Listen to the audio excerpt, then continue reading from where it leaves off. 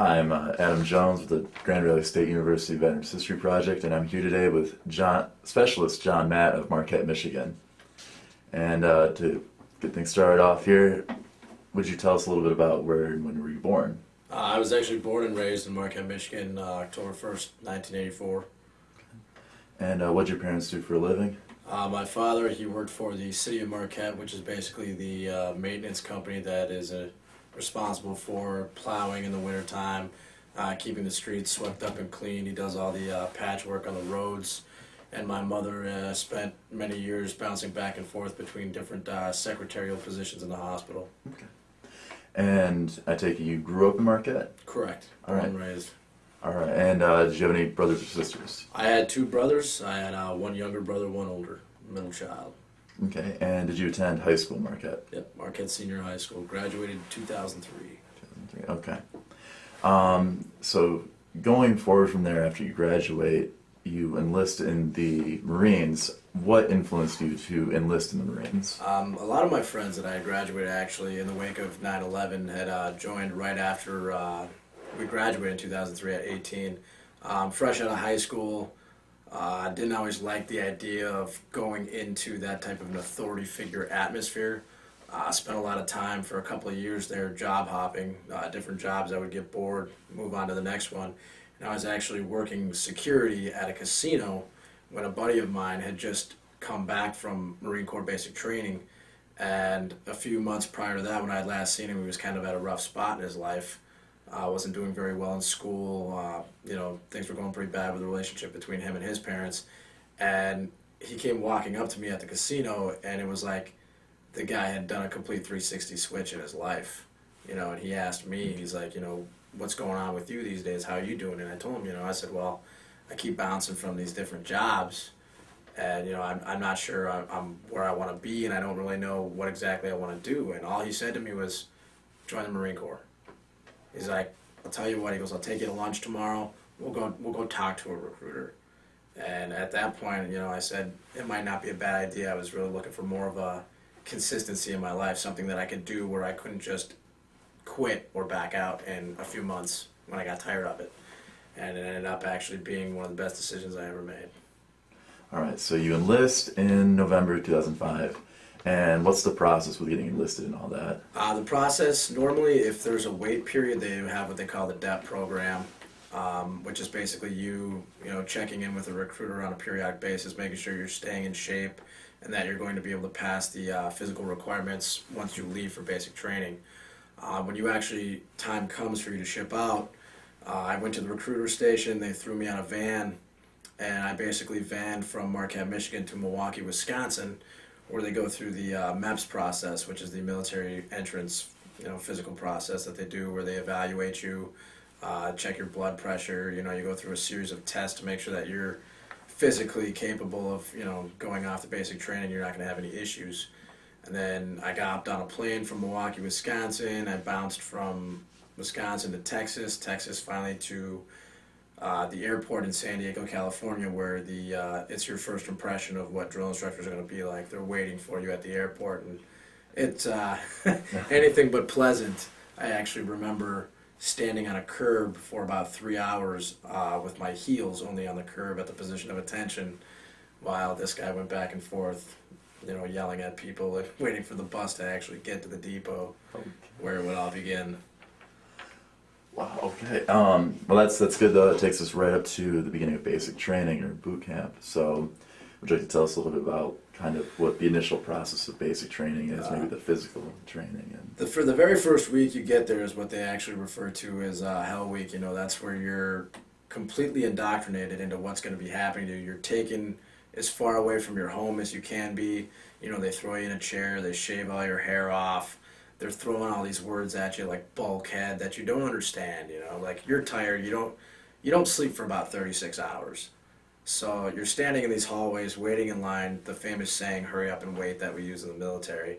You're falling asleep and they're telling you to get your head off their bulkhead, and you have no idea what they're saying, and what they mean is wall. And all you can say is, okay, but your mind's not working effectively because you're not sleeping. So at the same time, they're yelling at you and you're trying to remember what it is you're supposed to say to them or how you're supposed to respond to them. And finally, at the end of Hell Week, on what they call Black Friday, is where you actually get dropped from the the in-processing center to your actual company that you're going to be operating in a basic training. And that is basically like they come in very professional and they're speaking to you and you're standing online in this squad bay, like if you've ever seen the old movies like Full Metal Jacket. Yeah. It's just a bunch of bunk beds with old school wooden foot lockers. And they come in and they're looking at you and they're all dressed up nice in their uniforms, looking sharp. And the next thing you know, it's complete chaos. The drill instructors will run through the bay. They take everybody's bag, this gear that you're supposed to not mix up or lose, and they throw it in one giant pile in the middle of the squad bay and they kick it around on you. And this ensued for about probably an hour where they're just screaming at people, making you run all over the place because they want to see how you react in a chaotic environment. And then at the end of it, they tell you you've got about 10 minutes to find your gear and pack it up in your foot locker. So that's the first initial week that kind of throws you into, you know, oh my God. And then with Marine Corps basic training, it's composed of like 3 operations. You're there for the 13 weeks. Your first month is kind of an integration process where they introduce you to, drilling, ceremonial drill procedures, and then you get a lot of classes. You get the military history and everything like that. Your second month, you actually get taken from the recruit depot, which is located in San Diego. They take you up to Camp Pendleton, California. There is where you'll conduct all of your live fire qualification trainings with your weapons. You'll do your land navigation. They stick you out in a mountain for about a week, and you sleep in a tent. So you finally learn what it's like to be out in the field dealing with coyotes and freezing cold temperatures. It was in the middle of winter for me, so it wasn't very much fun. But and then your last month, what they call phase 3, you come back to the recruit depot in San Diego, and you literally do a full month of just ceremonial drill, because in the Marine Corps, that's like the big culmination thing for them is the uniformity and the crispness of drill formations. So you go through that, and then you'll have your graduation ceremony and what they call Parent Day, where your families come to see you and you can take them around the base, and it's the first time that you're recognized at that point as a Marine. That's like the culmination of your experience. Okay. With the end of basic training, do you go on? Back up. How easy or hard was it for you to adjust to life in the Marine Corps? Thankfully for me, my father was the kind of guy who believed in disciplining his children by yelling. So at that point in my life, I had come accustomed to being screamed at, so it didn't really bother me so much there. But the basic principle that you learn coming out of Marine Corps, or any kind of basic training atmosphere, I'm sure, is that it's one person that can screw it up for everybody. So you really learn to take care of each other. Because the most important thing is if that one guy's screwed up, you're all going to pay for it. So you really got to hold each other accountable. And like you'll find that out when soldiers or Marines are operating all the time now. That one mistake could be the biggest mistake for everybody. So I would say that was probably the hardest thing, because you had a couple of kids in there that just, didn't seem to care. There's always, they call it the 10%. You'll hear people all the time say there's always that 1 or there's that 10%. And when you got guys like that who aren't looking out to better themselves for the benefit of the whole, it can get pretty upsetting, So there were some times where I really had to get into some kids that were in my company, say, hey, you need to start thinking about everybody else and not just yourself. So it's probably the most difficult thing. And would some of them wash out, or? Some of them would, but I mean, realistically, unless they were refusing to train or there were things they just couldn't accomplish that would allow them to advance, they couldn't really do much about it. They just had a bad attitude. So I'm sure there's a definite, very heavy emphasis on discipline and team building then. Yep, discipline and accountability for each other are huge. Yeah. Okay, so after the end of basic training, then do you go on to further training to get a certain kind of specialization? Correct. My MOS being in the infantry, 0311, what they do is they'll send you home on 10 days leave in between, graduation processing to what they call the School of Infantry, or SOI. Now, if you're in any type of particular combat MOS, you will go to the School of Infantry, which is a 2-month school, which basically, again, enhances your skills on all the different types of weapon systems now.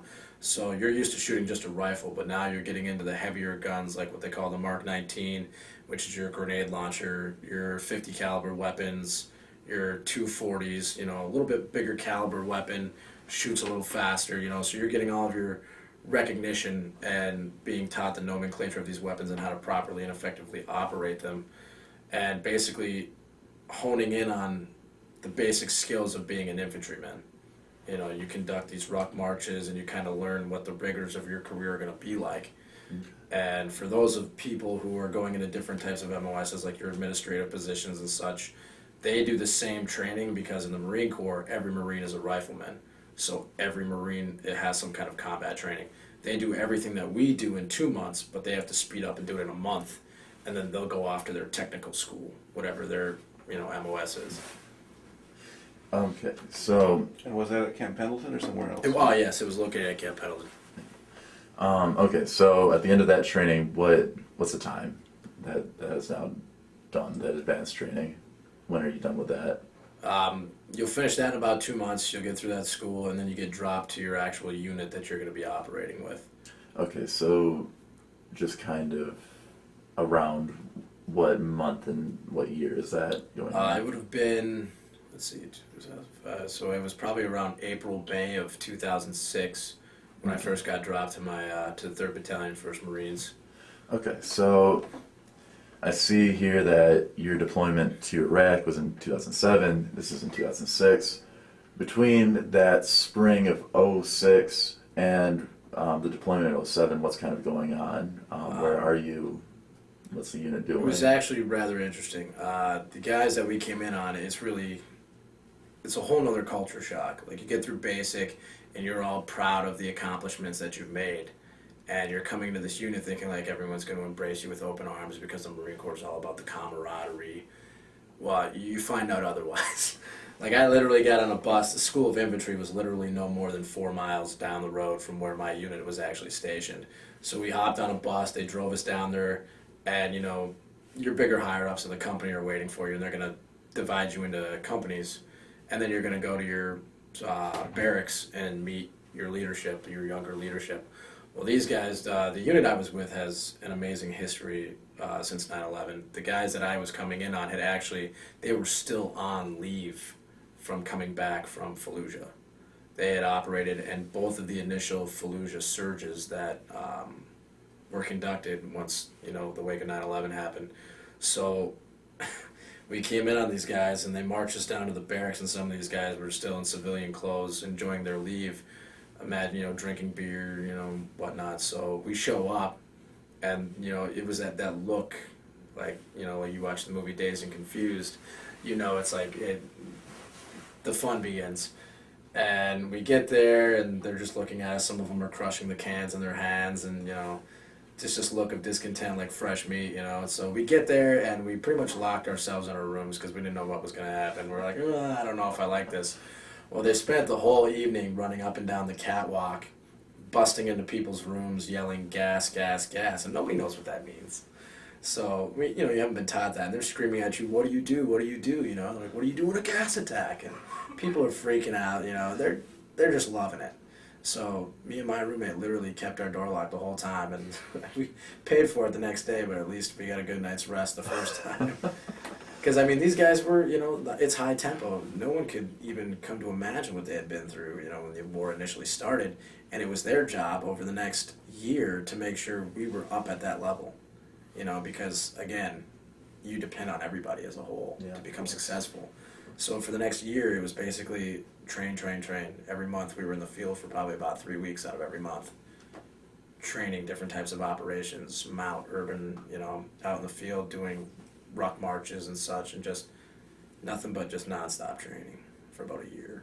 Just kind of getting prepared for the deployment. On top of the military aspect of that, did you guys receive any kind of rudimentary introduction to Iraqi culture, language, anything like that, to prepare you for being in this very populated area that you'll be carrying out combat operations in? The nice thing about being out on the West Coast, people call us Hollywood Marines, because we're right there, Los Angeles, just up north. But the benefit to that is, the thing that they were actually starting to integrate with the military is they would bring people of that culture to the base. So when you're doing your mount facility training, you have people who speak the language, understand the customs and courtesies. So we go there, and like when we're operating as if we would when we're over there, they're actually playing the role of how these people would actually live in these villages, and they're reacting the same way. So it really gives you a real feel for how you're supposed to handle a typical situation over there. Like, they act offended, like if you do something wrong. So you have an opportunity to sit down with these people who actually speak very good English too, because they're going to these universities up north, and some of them are there to become actors. And you get a chance to sit down and talk to them, you know, about what it's like over there. And because the big thing is, you know, initially when you got in, the media blew it up as, you know, hate Muslims. So the idea was like, you know, they're all bad. But you get a chance to sit down, meet these people, learn a little bit about their culture, and you start, you know, to see them just like anybody else. You respect them. It's not a title on what they are, whether they're Muslim, whatever. It's a matter of their culture, you know. And just like in America, over there's bad people and there's good people. So it was actually really refreshing to see how far the training has come, as opposed to just being blind to it and then being like, everybody's bad. Yeah. Like, no, not everybody's bad. So there's actually been a lot of advancement into the types of training that you can get. So I could say that's probably the most beneficial thing that we had.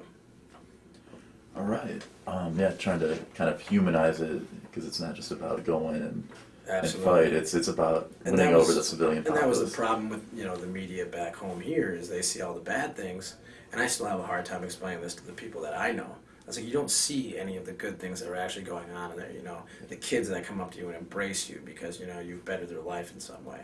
They don't get a lot of that back home, and that's, I think, No. is the big message that we need to try to spread. You know, these are human beings that are actually, in a way, happy that we're here helping Right. them.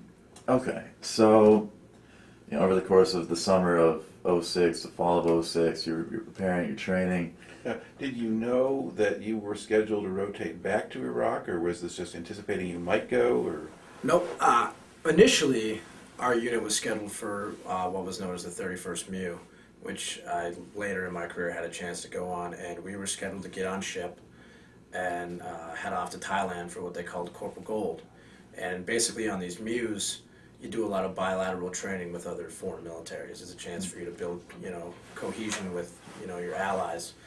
And our sergeant major at the time, he had to tell, like, people could tell when things were going to happen. Well, a couple days out to us leaving for this tour that we were supposed to go on, people started seeing him in the smoke pit.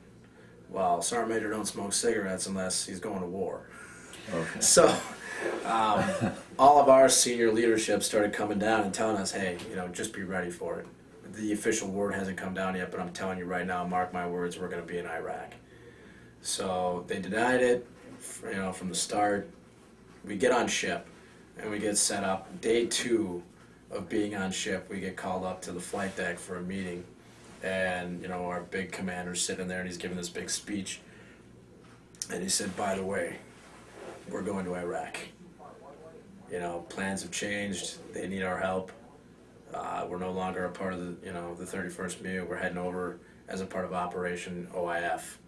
So then it was, you know, in the back of our minds, like I said, our senior leadership told us, so we had mentally prepared for it. But again, the whole training aspect of it changed. Now we're, you know, up on the flight decks on these ships, putting up targets, wrestling around with the ocean, but still practicing our shooting and honing in our skills. And I mean, trying to give all these classes on ship and prepare for what we're going to be doing when we get there. Because most of the time, these guys are usually just flying over there.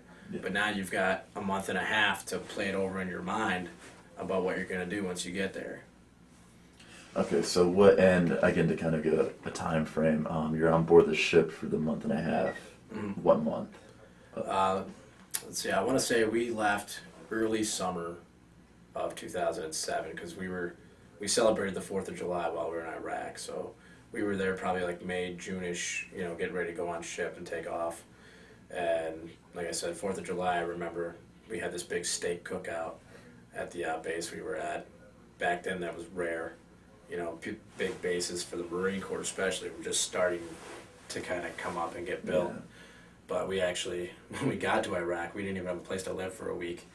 Our job was to basically clear the route that we came in on that had not been cleared yet. So we had a 4-man team of engineers attached to us that had metal detectors. And basically all they did was sweep the side of the roads because that was the big threat back then. But you had the rest of your unit, your company, on this, what we call the V formation, basically sweeping with just their eyes. You know, walking blind through the desert for days on end, searching for indicators of IEDs, you know, putting themselves out there, you know, to be shot at or whatever, and then come to find out, your task is to actually find an old factory or a building where you can set up a company operating base. Wow. So we would park our trucks next to berms or whatever for added security at night, and basically run 360 security with the Marines that we were with. You know, no roof over our head, nothing, and it took about I'd say a good month of being on the ground to actually establish a place where we were going to operate out of. All right, so backing up a little bit, you land in Iraq sometime in like late June. Did you land in Iraq or in Kuwait or where? Well, Yeah, yes, I'm yes, sorry. yeah. We did. We started out in Kuwait, and what happens there is, I mean, there's one of the big cultural rules there is they don't like any foreign soils or anything on their ground. So you come into Kuwait and you have to go to these cleaning pods where you literally take all of your vehicles off the ship, and they all have to be washed, like head to toe, you know, because they don't want it's just a cultural thing for them, you know, and obviously we respect that. So you go in and you get all your gear cleaned. We were only in Kuwait for about, I think, roughly maybe a week. And that's basically, it's a transition period for them to say, hey, they're here. What kind of building do we have for them in order to move on in the process? So you get there and they give you another cultural awareness brief. You get, you know, sped up on all that again. And basically you're just kind of sitting there. And then we went to a place called TQ, which is where we did our initial ammo draw, had all of our vehicles assigned to us, which companies were going to get them and what they were going to get. And we were in TQ for maybe 5 days or so. And where is TQ? That's still in Kuwait, right? We actually pushed out of Kuwait, so Okay. now, I mean, it's still considered somewhat of a safe zone, but originally when the war started, I mean, this place would get bombed regularly. Okay. But we had basically set up enough security as far out to where we could travel somewhat safely to and from this place. And from TQ, you're basically in Iraq at that point. Okay. We pushed out into what would become our operating area. And what was your operating area? We referred to it like our main body, we referred to as Cop Golden when we were over there. And then what my company had actually done we paid some of the villagers and the elders to move out of their current homes and go live with families for a while. And we fortified positions in their homes and operated out of these houses inside the village. Because we figured the best way for us to be able to get out and, you know, greet people and get intel on what was going on in the area was to be right there in it. So they knew we were there to add them security. So basically, between the 3 platoons that we had in our company, we operated out of these houses and we would run patrols, you know, day in and day out of these homes. And where exactly is this in Iraq? Is it? Western Iraq, Al-Anbar Province, or is it somewhere? It was the Al-Anbar Province, and basically it was what they called an uninhabited area. We basically went out into the middle of nowhere in Al-Anbar where no man had gone before and tried to be a foothold there so that we could, you know, start learning a little more about the area. It was south of Karmah, which at that time was a pretty heated area, so I remember being up on night watch on the roof of the house that I was at, and you could literally still see the rockets flying through the air all night from where I was standing. So we were pretty close to everything that was going on, but we were just on the outskirts where basically the enemy would fall back to if they had to run out of the city. Okay. So we were there, you know, holding it down in case they tried to retreat. Okay, so you mentioned carrying out patrols and as well as meeting with the locals.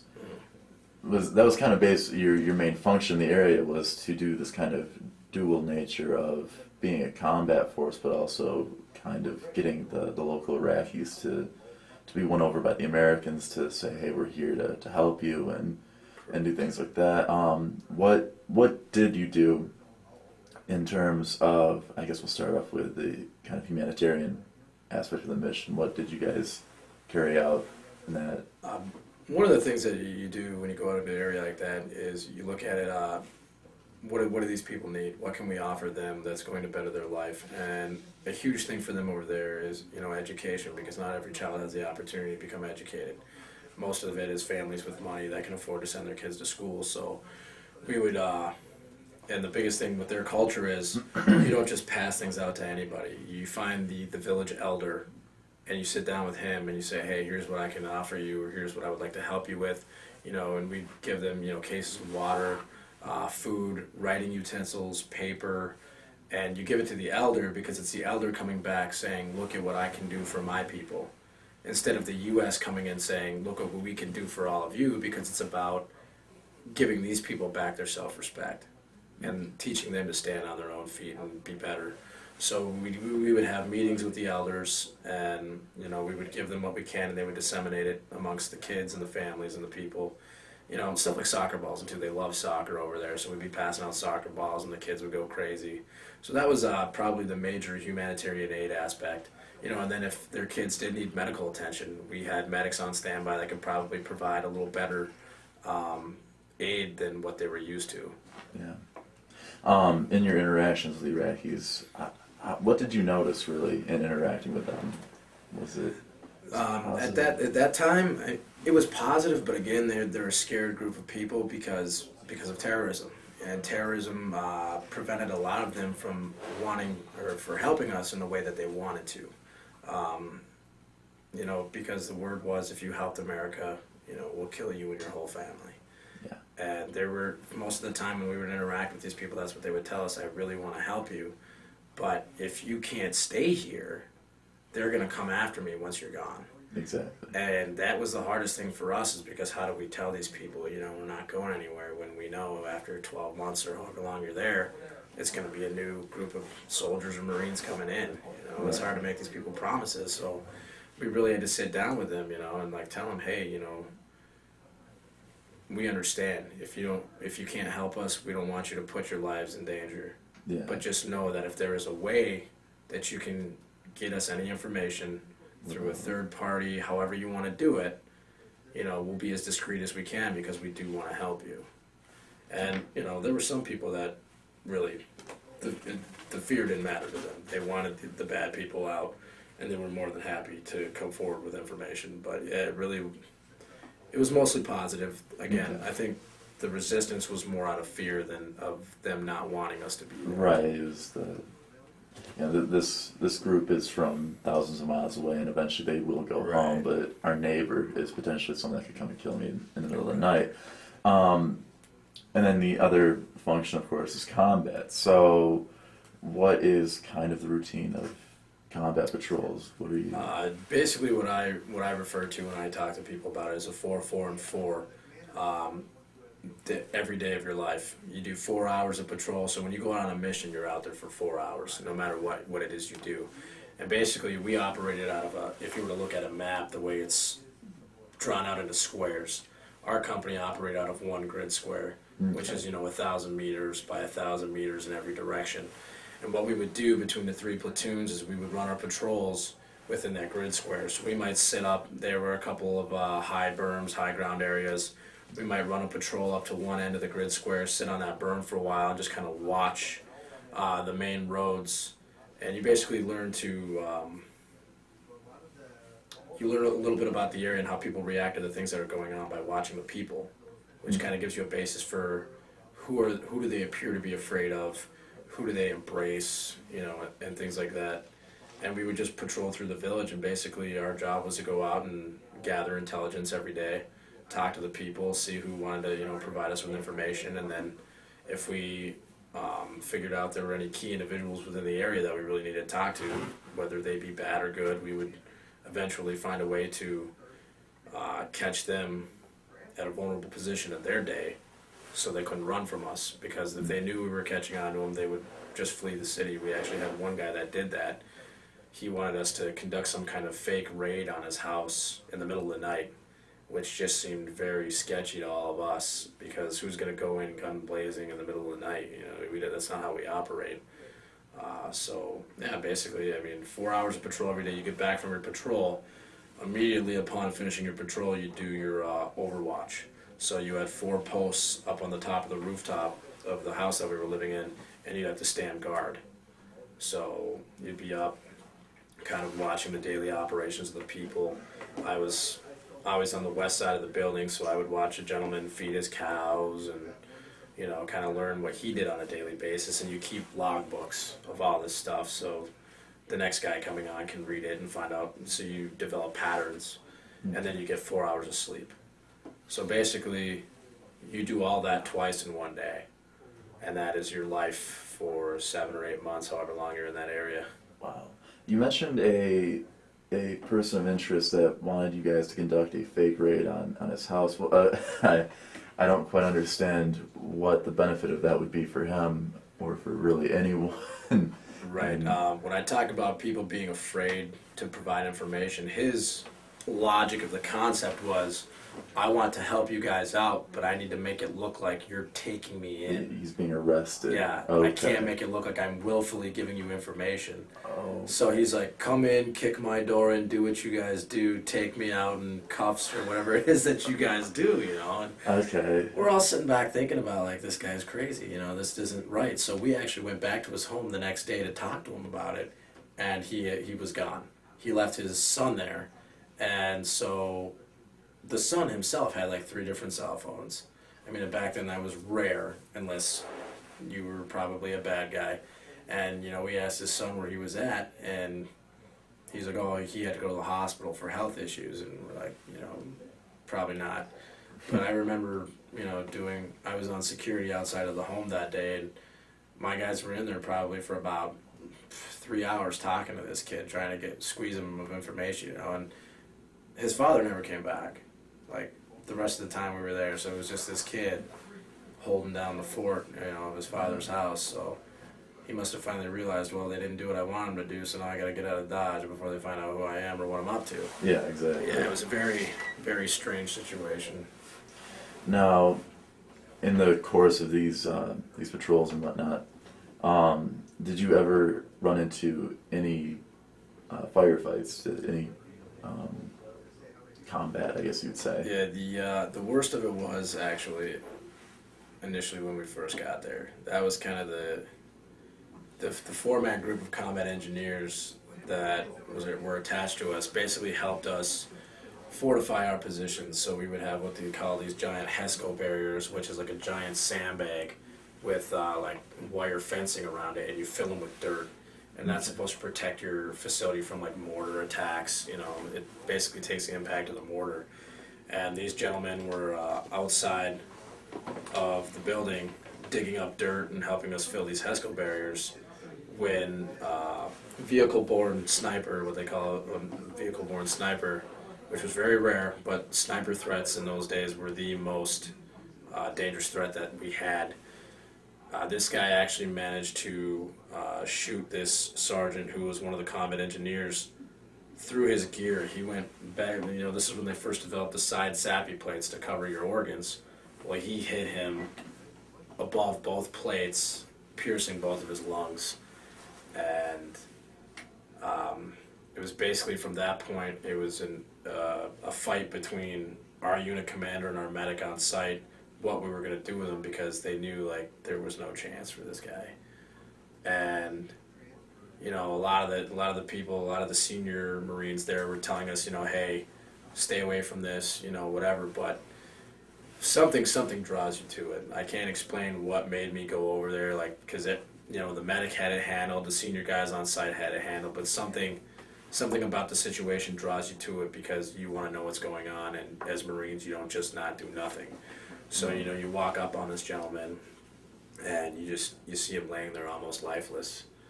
And that's, for me, that's when I really started getting a sense for the selflessness of what we do and the sacrificial aspect of what people in the military do. This guy who didn't sign up to go hunting down bad guys. He signed up to, occasionally go out and clear a road for guys so they could come in and go do, the dangerous things that infantry units do. He was just helping out. In another day or so, he was going to go back to his unit and probably hang out in the air-conditioned buildings they had, and here's this guy who just sacrificed his life for my infantry platoon. And that right there, going through that experience is what really hit home for me and actually helped me develop my purpose and reason for being a Marine and why I do what I do now. which is one of the reasons why I crossed over to become a combat engineer in the Guard. Okay. But yeah, so basically this gentleman gets hit, still had a small pulse. We called in a bird and had him evac'd on site, and we found out later that he did not make it. But luckily and fortunately enough for us, that was the worst of it. What we thought was going to become a much more hostile situation during the rest of the course of our deployment. My platoon specifically didn't have much. There were a couple of other guys that did get shot at and sustained some injuries from other companies, but as far as my platoon was concerned and my company, that was the worst of it. But it was kind of a blessing in disguise, so to speak, though, an unfortunate situation that it opened our eyes to the fact that this is serious. Yeah. You know, it almost as if it needed to happen, because people who haven't been there before need to realize, hey, The gravity. Of the situation. it's no joke. So you go through this, carrying out your patrols, humanitarian missions, and you manage to not take too many casualties in the process. On a slightly lighter note, possibly, what are the living conditions like? This is '07. We've been in Iraq now for about 3.5, 4 years. What kind of forward operating bases do you have? What kind of? Well, he was in the house. Oh, right. Right, yeah. I mean, there were times where if your vehicles needed to be serviced or whatever, you would have the luxury of going to these bigger battalion-sized bases where your headquarters would operate out of. But even then, in the Marine Corps, I mean, the living conditions were nowhere as nice as they are today, or some of the Army bases that I've seen. I mean, they were still living underneath tents. You know, they hadn't even started building little box rooms with AC units yet. You would basically get a supply of MREs that we would hold up in a building, and you would ration out MREs. You know, depending on what your operation tempo was, you maybe lived off of 1 MRE a day. Showering was non-existent, so you would take a water bottle and you would poke tiny holes in the cap of the water bottle, and you actually learn to master the art of cleaning yourself, like body wash. You know, have people send you body wash from the States, and 1 bottle of water. Just dump it, get yourself wet enough to lather up with some soap, and use the rest of the bottle to get it off. And we would take MRE boxes, line them with like a trash bag, and a lot of us wore Under Armour type garments, like moisture wicking material, because basically it was the easiest thing to clean and dry. So you take your socks or your uniform that you were wearing, and you throw them in this mixture of body wash and water, and you'd clean them that way and hang them to dry. Well, moisture wicking materials in that heat, you know, you're talking 130 degrees every day, would dry in about 10 minutes and you'd be ready to go again. So yeah, the living conditions, I mean, not the best.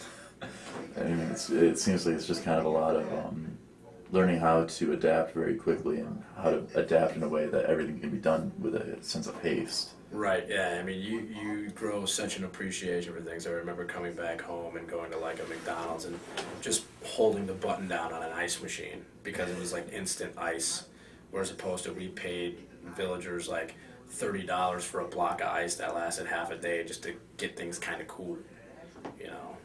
But yeah, you grow an appreciation for a lot of things. Yeah. Okay, so how long is the deployment? Is it a year deployment or is it shorter? The Marine Corps, we did 9 months at that 9 time. months, okay. And in the course of that 9 months, did you have any kind of R&R leave? No. The biggest thing that I heard about, you know, the Army had it going where they go 2 weeks, you know, for being over there for a year. But because our deployments were shorter, there was no R&R. Okay. So at the end of this deployment in Iraq, you come home. When do you come home from Iraq, and what's the process of getting you back to the States? Coming back home, I think, was right around Christmas time, January, if I remember correctly. The process, I mean, we got back on ship because we took a ship over there, so they sent us back on ship. So, I mean, that's kind of your downtime to kind of unwind, but at the same time, you start getting all these reintegration classes. It's the last thing you want. I mean, you got people coming onto the ship telling people how they're supposed to act around their wives or around their kids, and it's like, you're sitting there thinking to yourself, everything you've just been through, the last thing you want to do is get lectured about how, but you learn after going through it a few times that the things that they're trying to explain to you, they've seen. It's kind of like learning from your senior Marines going into a combat zone. These are the issues that friends and family are seeing from people who have already been over here, and they're trying to warn you about it more or less and say, there's help out here for you guys because you're not going to notice it right away, but 6 months to a year down the road, some things are going to start bothering you that never used to bother you. And we want you to know what you can do, to help yourself or get through it, who you can talk to, and different coping mechanisms for what you've been through. But at the time, you're literally just sitting on ship for a couple of months getting reintegration classes on how to deal with people back home. Yeah, it's kind of, and wishing that you just let me go home already. Well, you want to turn around the ship and go back to doing what you were doing. or that too, yeah. I mean, oddly enough, for some people like myself, it seems like life over there was easier. You don't got to pay bills. You go out there and you do your job every day and you get paid and don't have to worry about anything else. Well, fair enough. So you come home in 08. Now between at the end of the Iraq deployment in 08 and the beginning of the Afghanistan deployment in 2012, there's kind of that 4-year gap. What happens in between there? What happens in between there, at first initially I was working on staying in the Marine Corps, but I was actually married. I had my second child recently born at that time, and I was having some serious conversations with my wife at the time about, hey, do I stay in? Because she was back home in Michigan. Since I was deploying so much, it was easier for her to be close to family with the kids, and it was a better support network for her.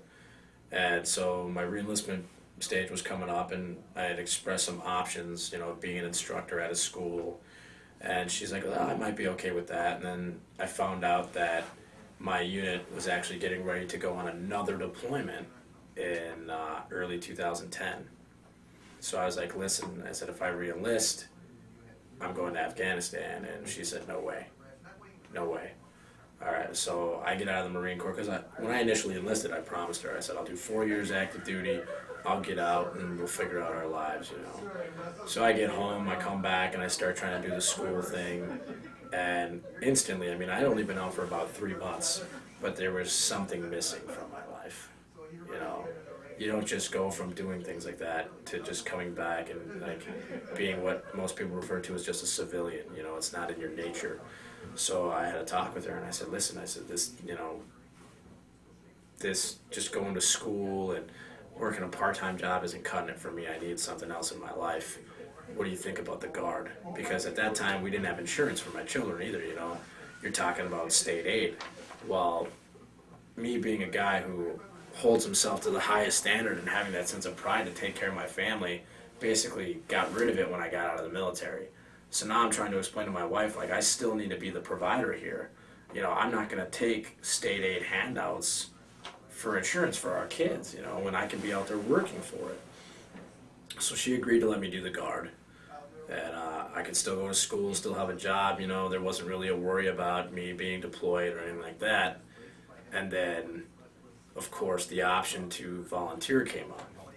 I was actually stationed with a unit up in the Upper Peninsula in Baraga, Michigan, the 1431st Engineer Company, when they said, hey, there's a unit downstate that doesn't have a whole lot of combat experience. A lot of their guys haven't been over there. They're looking for volunteers from some of the more experienced soldiers that have been over there and can teach them something. So me and about 4 or 5 of our guys from that unit had put ourselves on the volunteer roster. And a few months later, I got a call from my readiness NCO saying, hey, you're being transferred to the 1433rd, you're getting orders to deploy to Afghanistan. Okay, so when do you join the National Guard again? I joined the National Guard in about March of 2010. So March it was literally, okay. maybe 5 months after I got out of the Marine Corps. You have listed on your itinerary here, you've got 31st MU 2008-2009. Right. That's something you did with the Marines, Marines. after you got back from Afghanistan? Correct, yeah. I was probably home for no more than a year, and we packed right back up and headed out. And again, the 31st MU was that, pack where you go and you do a lot of foreign training with other militaries. So basically we got on ship, and we had trained to be a boat company for this one. So basically, you see all those, really motivating special forces type movies where they're zipping around on the black rubber boats. I learned how to operate those, and we learned how to operate the same way, your special ops units would. A lot of good training goes into that, and we got out, and we initially went to Okinawa, Japan, is where our main station was over there. We were in Japan for a month, just still practicing basic infantry operations. And then we got on ship again and got released and actually took our boats into a little island in the Philippines where we were training with the Philippine Marine Corps. And the little island that we were stationed at was actually their Philippine Marine Corps recruit depot. So you had all these little kids running around like wanting to trade things with you. Again, pens were huge, like writing utensils. It's amazing what you can get for these things. They would give you little pocket knives, uniform items that they had. I mean, it was crazy, the things that they would do for pens. And we had an amazing opportunity to develop relationships with their Marine Corps fighting side of it. And they, taught us a lot of good defensive tactic type stuff because theirs is jungle warfare. So we're used to fighting in a desert. They're used to fighting in a jungle. And their deployments, they go out for 2 years at a time. They don't see their families. And they're just walking around the jungle. And a lot of it's hand-to-hand combat. So we got to learn a lot of good different hand-to-hand type tactic training that they do. And they were amazed because they took us on what would be like a typical patrol that they would go on in the jungle. And they couldn't believe that we were wearing 100+ pounds of gear on our bodies walking around the jungle with them. They said we would never do this. There's no way we would make it. And they're like, I don't know how you wear all that stuff and still manage to walk around. So it was kind of a pat on the back for us to see, for them to realize how hard we work. And then from the Philippines, we ended up going over to Seoul, Korea. Mm-hmm. And they're what they call their Rock Marines, went on ship to go conduct bilateral operations, with the Navy. And we got some leave time in Seoul, so I got to go look at the old war memorial, which is kind of nice because you get a viewpoint of the war through their eyes. That way you're not just used to the stories that you hear, you see it from their side as well. You kind of build a respect for that. But you go to the DMZ site there, and it's kind of it's really surreal because there's a place there called the Bridge of No Return. And when North and South Korea actually separated, they told the people, you go to one end of the bridge or the other, but once you make that decision, there's no coming back. And what they would do is if somebody tried to say, oh, well, I never mind, and they would shoot them. So that is basically how North and South Korea were separated when the war started. Is this little tiny bridge, and you're just looking at that. And I remember saying that, I remember telling my staff sergeant, I said, what do you think will happen if I get out and try to run across that bridge right now and come back? He's like, we're not going to do that. That I've always liked to make humor out of situations. It's a coping mechanism more than anything. But exactly. So yeah, and then after Korea, we went back to Japan for the last month that we were there, and basically got back on a flight and came home. But yeah, my experience in the Marine Corps was one little deployment after another. There wasn't a lot of time back home. Okay. So it's going back to the main story, so to speak, with you joined the National Guard in March 2010. Mm-hmm. Is that right?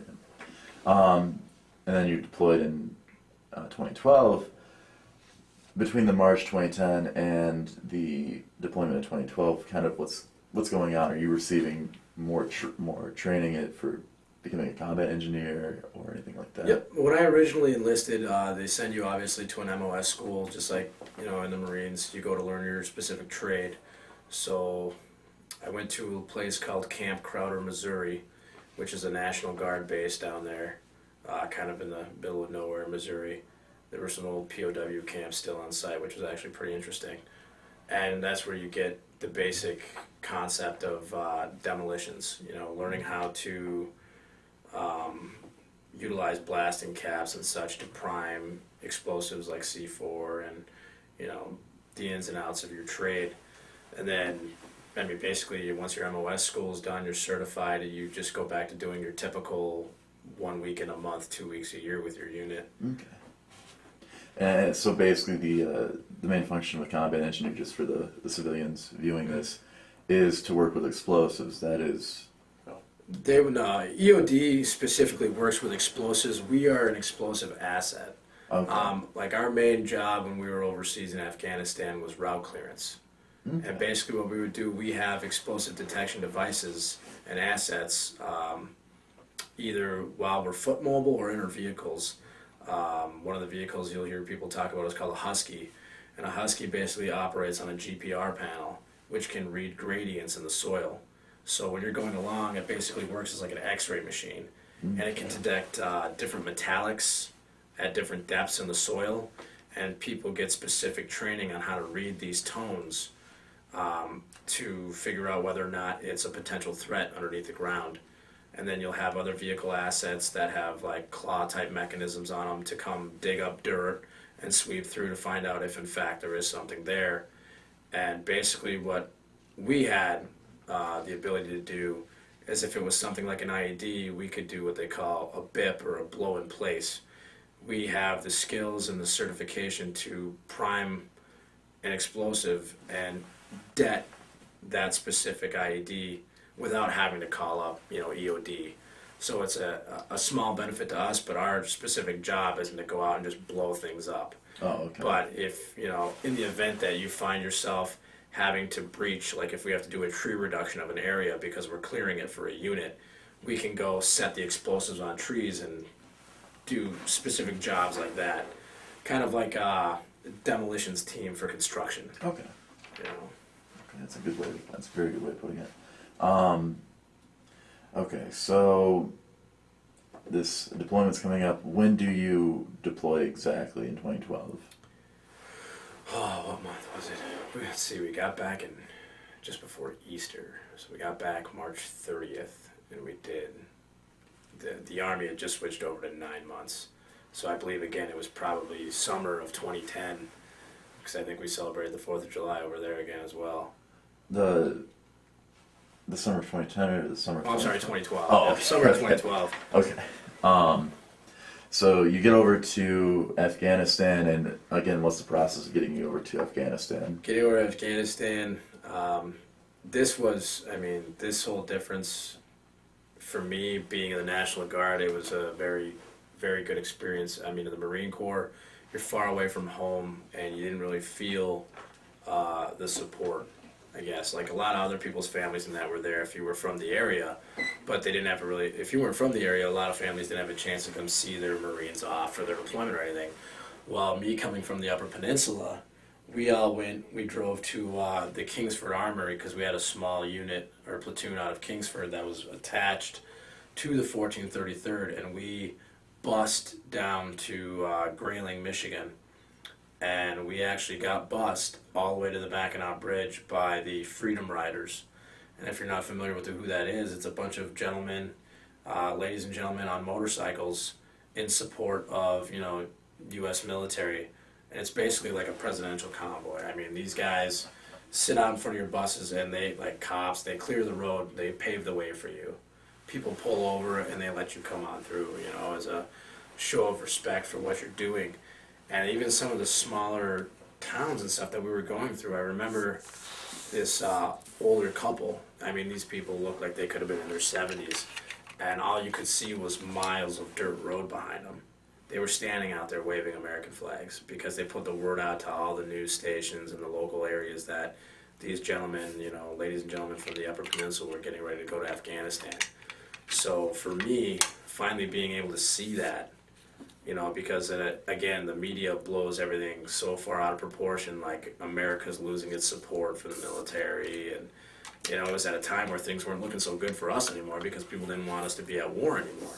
But there, you really regain your sense of purpose and faith that, people are backing you.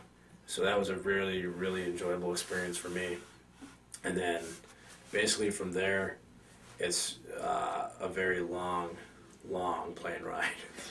Everybody's taking, sleep medication or whatever, and they feed you about 30 times, beef or chicken, it seems like is the standard. But yeah, very long plane ride. And this one, you're going straight in. Did you do any stops on the way over, like in Europe at all, or? Germany. Stop in Germany. We do get a stop at Germany at the airport there, and you sit down and get a chance to stretch your legs. It wasn't long, but yeah, you kind of get to walk around the airport and look around, I remember there was like a random room in the airport where Rocky IV was on TV. And I'm a huge Rocky fan, so it's just motivating me even more, And then again, you hop back on for the next half of this long plane ride, and you go right into Kandahar Airfield, which is the huge operating base or safe haven where their major medical facility is. And again, it's you get your integration process where they give you a little cultural brief background and all that, and you're posted up there for maybe a couple of weeks while you're waiting for your orders to find out what area you're going to be operating out of, what assets you have available to you. You got to get your trucks and all that. Right. And it just kind of buys you time. Like if you got a chance to Skype, you go and, talk to some people on the phone. It was amazing to me the things that they had available to military personnel at this point as opposed to when I was in Iraq. First went there, yeah. 2007. I mean, you got this base is full of green beans coffee. Oh my God, it's like the Starbucks of USA. Most people would say green beans is actually better, but they got restaurants on here. You had TGI Fridays in Kandahar. You got, there's soccer games going on in the field. You got internet access. You can go to an MWR and play ping pong or video games, and it's almost like a breath of fresh air, a taste of home. Yeah. Inside of a combat zone, and you're like, is this really happening? There's people out here not doing so well, but then they come back and you forget about it. I'm sure very disorienting. Yeah, it was. I was like, wow, it was the thing I looked forward to because all my buddies were like, yeah, dude, like you have no idea, you get your own room over there with air conditioning. I'm like, what? I was like, I slept on the ground for a whole month. This is gonna be amazing. So you did mention that you got another cultural awareness class. How is the culture in Afghanistan different from the culture of Iraq? Because I've heard that the Iraqi culture is a little bit more, I hate to say westernized, but a little bit more modern than Afghanistan. I think the Iraq culture being more westernized was due to the fact that that's where we were mostly operating out of a lot. Afghanistan was a quick year for most military forces, and then the focus was on Iraq. And it seems like they have more money. I didn't get to go to a lot of the bigger cities in Afghanistan. We were still off in the desert, but what I can say is that the Afghanistan people were way more nomadic. Traveled in herds and kind of set up shop. But yeah, it was a lot of agriculture. You didn't see a lot of houses, so to speak, or they were just little mud huts out in the middle of nowhere.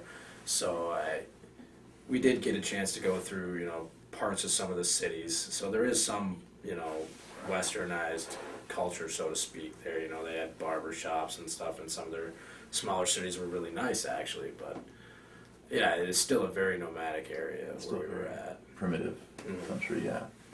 Should we stop and get a new tape in? 'Cause it's almost... We can keep going. Those little flash at us and get mad at you after a while. Oh, okay. So now you're in Afghanistan, and where in Afghanistan are you operating out of?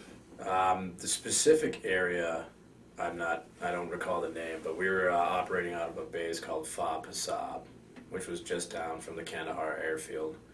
My orientation is a little off in terms of the geographical location, but my memory is just not what it used to be. That's okay. Can fill that in a little bit later.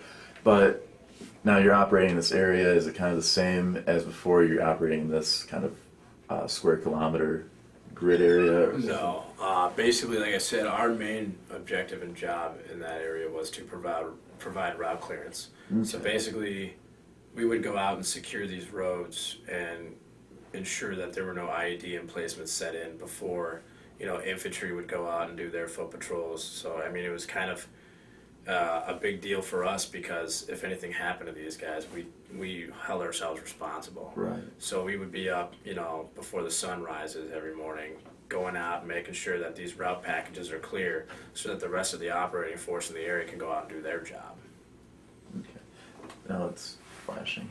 There's something flashing. Yeah, it's getting even the last 2 minutes. Well, this is a good spot to pause.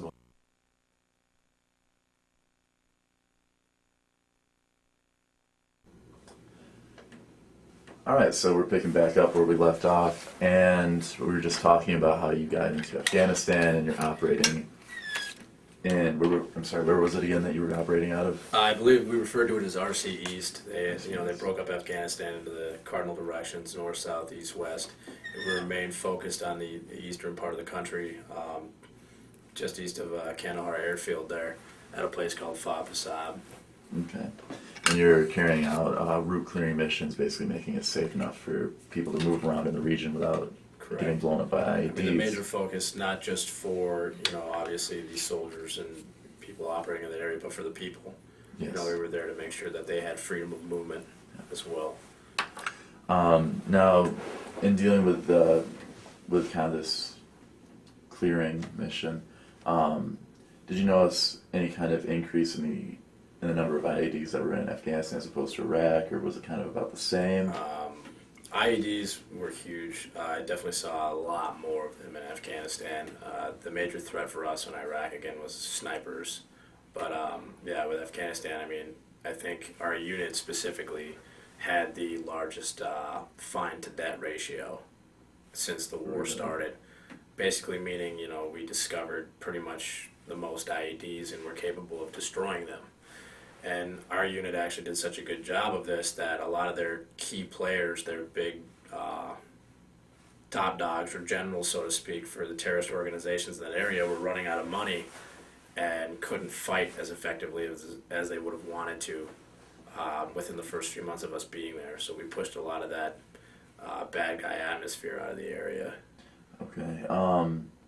Now, on top of the IEDs, did you have any instances of having direct head-to-head contact with the multifaceted factions that are in Afghanistan? Did you have any direct firefights like you did in Iraq? Initially, almost every time we'd go out on mission, the first month or two when we were there, because we were actually going into what they call the hot season. The summertime is when everybody's moving around. In the wintertime, they kind of recluse, and hide from the colder temperatures and don't operate as effectively. But again, within a month of being there, it's kind of the same as it was in the Marines for me. We actually lost one of our own operating on a mission where a pressure plate IED went off and he happened to be standing right on top of it. So it was, for my platoon specifically, again, one of those, this is real moments. And I remember thinking to myself, like, you've been here before, and you know that some of these guys who haven't been in this situation, they're gonna need some extra strength, So I was doing everything I could. I was passing out cigarettes, talking to people about, things that were going on in their life back home, asking them how their families are, anything that we could do to keep their mind off of it, as kind of a coping mechanism. We had pulled back off that mission and what we call refit for the night. But we decided and we came together as a platoon and said the original mission that we set out to accomplish will be done. For the gentleman that we lost, Sergeant McLean, we told our unit, regardless, we're going back out, we're finishing this route. Because basically what we were trying to do was clear and develop a new route for people to move amongst. And we're like, it's going to be finished, in his honor. And they allowed us to do that, which was good because it was kind of like a closure for us while we were over there.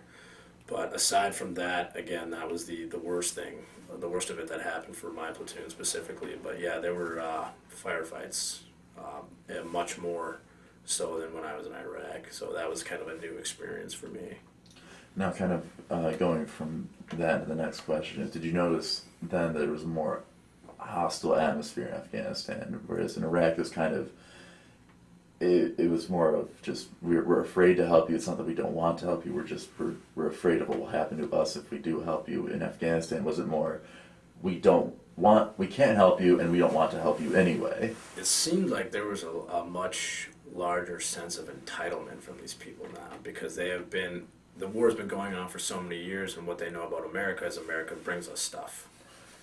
So it seemed like every time we'd go out on a mission, kids are chasing down your convoys like, gimme, gimme, gimme. It kind of went from an appreciation to a sense of entitlement. Yeah. And if there were days where you didn't have anything for them, they're throwing rocks at you. These little kids, and there's nothing you can do about it. I remember I'm driving down the road, I'm a gunner, So I'm exposed to the public, and I'm getting hit in the head with rocks. And I'm asking people, what do we do about this? And they say, nothing. I mean, yeah, There's nothing you can do. What are you going to do, or hurt a little kid? open fire and a bunch of I mean, little kids, obviously, we have rules of engagement and escalation of force over there, but there was nothing we could do on a low end. Like, we can't throw rocks back at them, we can't do that. So there was nothing we could do to deter these people from, not doing that. And the parents were encouraging it. So you kind of felt like some of the support from the locals was gone. But I think in large part due to that, is perhaps more so than IEDs, our biggest enemy was potentially the counterparts we were trying to work with, the Afghan National Army.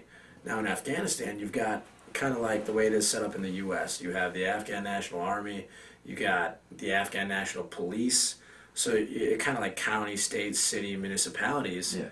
And within those municipalities, you've got all these guys that are recruited by the terrorist organizations.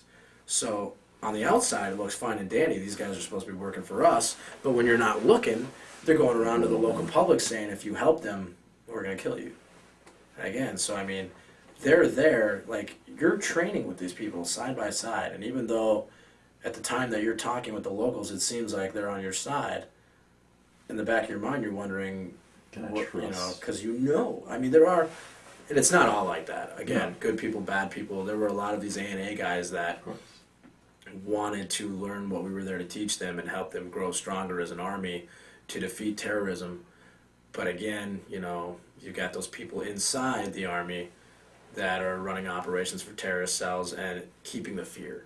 Yeah. So in that aspect, like I said, the sense of entitlement from the people, gimme, gimme, gimme, it seemed like we were starting to lose a little bit of the support because of, that the enemy's everywhere out there, Right. obviously. But again, there were still some families. The biggest thing that we saw, which is where we knew we did our jobs, is right before we got ready to leave country, people were coming back to the area. As opposed to when we first got there, being as nomadic as they were, they knew it was a bad area. People were leaving their homes. They were like, we can't stay here anymore. Yeah. But those people started coming back, and they started, doing their agricultural work, and we did whatever we could to help them. We were providing gravel to improve roads, and so seeing the population come back to the area because they realized the threat was gone, that was when we realized, hey, we're getting that support back. We did it. We did a good job. Very rewarding sense. Now talking about the Afghan National Army and the Afghan police as well, I've heard in other interviews that they weren't very adept at fighting. And in a way, they were almost more of a hindrance.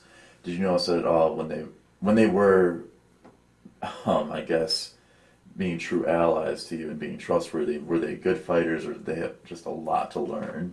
The learning curve is huge. There are some guys out there who are, what we call pretty high speed, but for the most part, they're just not used to our tactics. It's more, less just run and gun, do whatever feels good. They don't understand the military structure of it. Right. That there's a way of doing things. So I mean, and the thing that makes it hardest is obviously communication. A lot of these other foreign countries, they raise their kids to learn 5 or 6 different languages. In the U.S., we don't necessarily have that luxury. It's kind of an option for people. I would say that, did we push language as kind of a priority, as a courtesy to other nations in the school education system? Maybe it would benefit us, but we're using interpreters, and we don't always know if these interpreters are saying what we're saying. What you want them to. If we don't know the language. So that's kind of a barrier in the training sense of things. So if somebody doesn't understand something and we're trying to find a way to communicate it through body language, more or less, to show them how to properly do something. But yeah, as a military, there's a lot of work to be done, which is why, again, a lot of us believe that our job isn't done over there. I mean, maybe not in the sense that, we're fighting combat, but we have an obligation, and we said we were going to go over there and train these people so they can effectively defend themselves, and, we have a right to finish that job. Of course. Now, speaking of fighting along international fighters, did you have any experience with members of the coalition from many of the European states in Afghanistan and or Iraq. Did you ever work with the English, the Australians, Germans, anyone like that?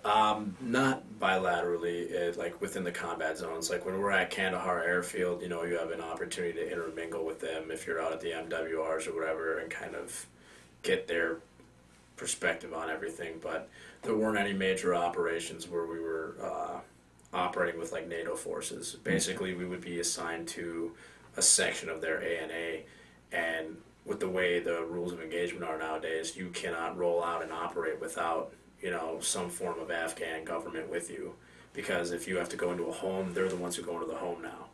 You stay outside and you hold security, and they do all the talking. Mm-hmm. And that's kind of our way of showing them, hey, this is your country. You guys start doing it. You guys have to take care of it. You know, yeah. So, I mean, that's part of our advising. You know, is like, you guys need to learn how to police your community now. We're here to help you hold down security. And we might tell them, like, hey, here's some of the questions you want to ask them when you go in there. Here's some of the things you want to consider doing. And we'll just basically act as a security force. And did they seem pretty receptive to that advice you're giving them? Yeah, I mean, they like, because they see it, they're like, oh, wow, you know, it's not just America coming in here and running the show. I mean, they are proving to us that they want us to be able to take care of ourselves. Yeah. So, I mean, they have a huge respect for that. Okay. Another little detail, too, is back in Iraq, you're basically you're in a house. Mm-hmm. And in Afghanistan, you're operating out of a forward operating base. Correct. What were living conditions like on the forward operating base? Because I know on the larger air base, it was very modern. Really. Compared to even being in the Marines, I mean, way more than I could ever ask for. You know, I'm used to living with a lot less with where I operated from. But I mean, here you've got, you know, this fob, and this fob is sectioned off into each individual, you know, company. So it's like almost like a maze in a sense of like small closed off areas where you have like your own security details, you have gates that you man, you've got a gym, which thankfully we were right next to because me and my buddy love working out, so it was like a 2-minute walk to the gym. And it was a rather nice facility. I mean, just as modern as you would see here in the U.S. And the DFAC, I mean, it was each day of the week you knew what you were having because they pretty much had the same thing. But I mean, I'm talking about Taco Tuesdays where it was like a huge taco bar. Like any kind of tacos you want. Thursdays you had steak, or you could get lobster tail, crab legs. So I mean, some of the stuff that I was starting to see, and even the display they put on for Christmas, they had like you make those like butter sculptures. They had, and this was actually shocking to me that they did this. They had a whole butter sculpture display of the last meal, the Last Supper. So for a country like Afghanistan to let you come in, and it was the first time for me that I'd seen like, hey, these people are starting to respect our culture in their own country, because the people of Afghanistan work in these DFACs. They help serve you your food, and it didn't offend them to be able to say, hey, we want you guys to have a little taste of home while you're here. And they built this amazing display for Christmas, and they had a concert inside the DFAC. They had a soldier band there playing, and these people were coming out and dancing and having a good time and integrating with the soldiers and stuff. So the little things like that is when you actually take a step back and realize, things are coming together. Regardless of how much bad stuff happens when you leave that gate, you get in that firefight, you come back here and you realize there are some good things that are coming out of it. Yeah. So I mean, that was huge. And I'm sure that was tremendously helpful to morale at large, just to be able to come back, or even in the case that you said where people were starting to come back to these areas that they farmed and lived in, that was a huge morale boost to see that things were slowly but surely improving. Absolutely. And near the end of your deployment, it's 2013 now, and there's a lot of talk going around about withdrawing from Afghanistan.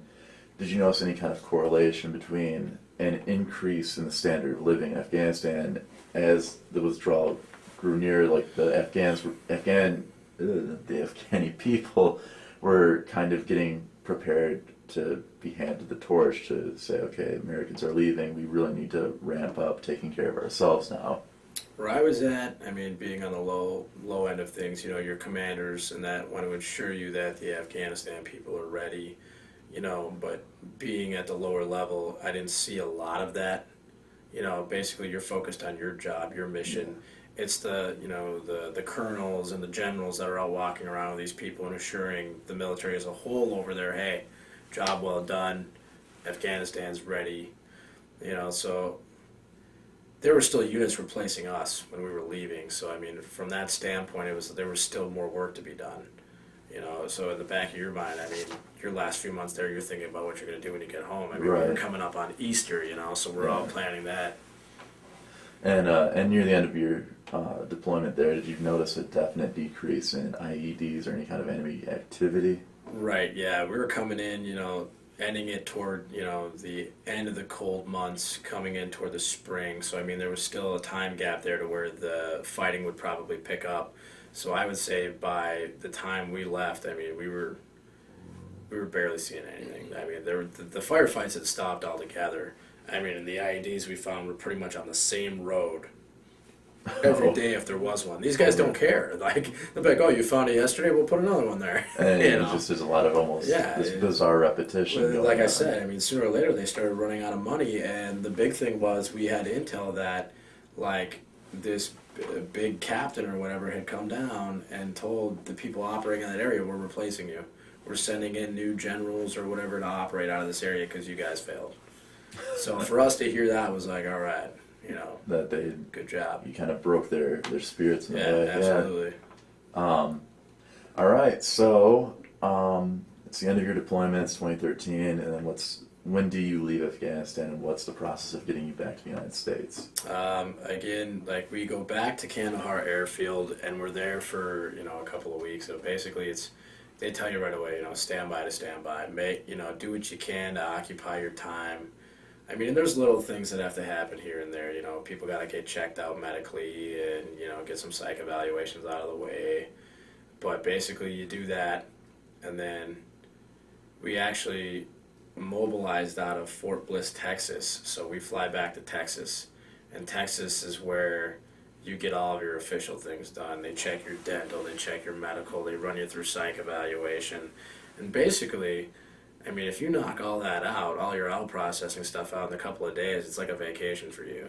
You've got all this, money you made overseas, and then you're sitting in Texas walking around Fort Bliss, you go to the PX during the day. They kind of they let you unwind, go to the PX, they'll tell you come back at 1900 every night for accountability so we know you're all right. Go to the movies. They had an Under Armour outlet there, like mini shopping mall area. Yeah. So it was a lot of just kind of like hanging out, decompressing, telling stories, before it was time to come home and face the real world again. A chance to slowly reintroduce yourself into same types of classes again. This is how you act around your wife, your kids, so for some of us we're used to it. It's in one ear and out the other. For those other guys that needed that information, we kind of reassured them, hey, this is going to happen to you, like so this, be ready it's gonna for be it. good for you to have it. Yeah. Okay, so you get done with that, and then where do you go from there? I mean, this is your second deployment. It's done. You come back to Michigan. Yeah, back to Michigan. For those of us from the UP, obviously we got back on buses, and they basically, boom, we flew into a small little airport called K.I. Sawyer, which used to be an old Air Force base, Cold War, actually. yeah. Yep, and so we fly into there, and the first bus run, we literally got maybe a football field away from the airport, and the bus breaks down. And Kingsford at this point is like a hour and a half, 2 hour drive from the airport. And, the bus driver's out there, he goes, well, I think, it's low on oil or whatever, and, he doesn't even know where the dipstick is to check the oil. I'm thinking to myself, you come from an area where you're in control of every situation around you, and you're thinking to yourself, who hired this guy who doesn't know how to do basic maintenance on this bus? Things like that start to crawl under your skin a little bit.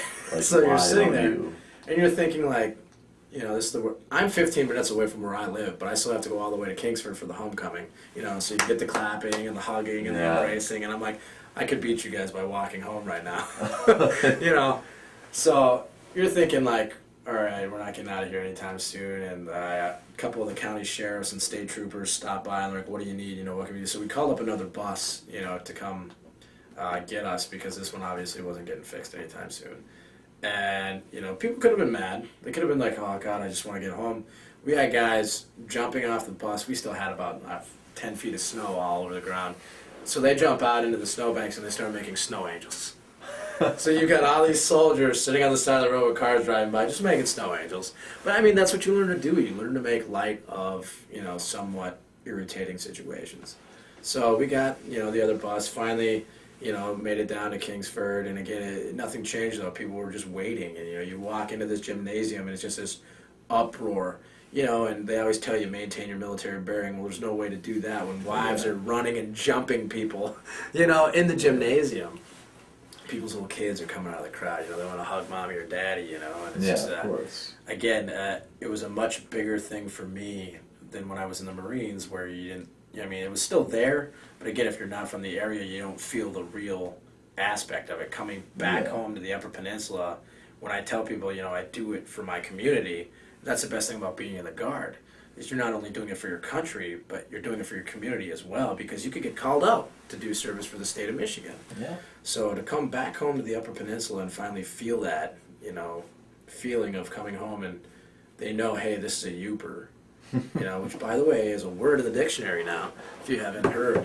Well, So how about that? we're on the map. Michigan's finally there. Yeah, there it is. But yeah, it was amazing feeling again to Really come back. reaffirming to come That the back and be support's greeted, still there, and to be greeted by that. yeah. So you come back. You're obviously still in the National Guard. Mhm. Now, are you in the Guard full time, or are you? Right now, we're still doing the 1 week in a month, 2 weeks a year thing, back on that rotation.